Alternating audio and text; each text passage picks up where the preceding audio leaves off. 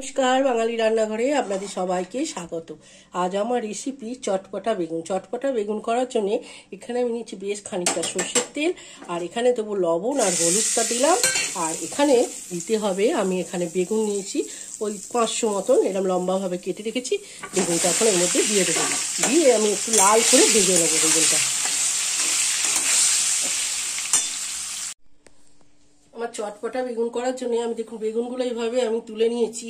এখন যে তেলটা আছে, তেলটা একটু কমিয়ে নিয়েছি, আর এই তেলের মধ্যে আমি দেবো দুটো কাঁচা লঙ্কা আর দেবো একটু পুদিনা পাতা। পুদিনা পাতাটা দিলে ফ্লেভারটা খুব চটপটায় ভালো লাগে খেতে। এবার আমি এর মধ্যে দেবো এখন এই মশলাগুলো।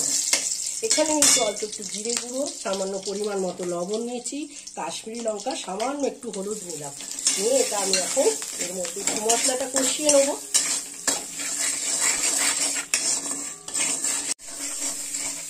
মশলাটা আমি ভাজা হয়ে গেছে। এখন এর মধ্যে আমি দেবো টক দই, আমি 5 চামচি মতো রেখেছিলাম, মাঝারি চামচে।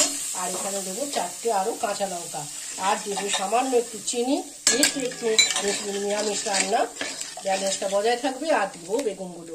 এগুলো খুব তাড়াতাড়ি হয়ে যায় রেসিপিটা, আর এত সুন্দর খেতে লাগে রুটির সাথে বা ভাতের সাথে। একবার বানিয়ে খেয়ে দেখবেন, আর খুব ভালো লাগে।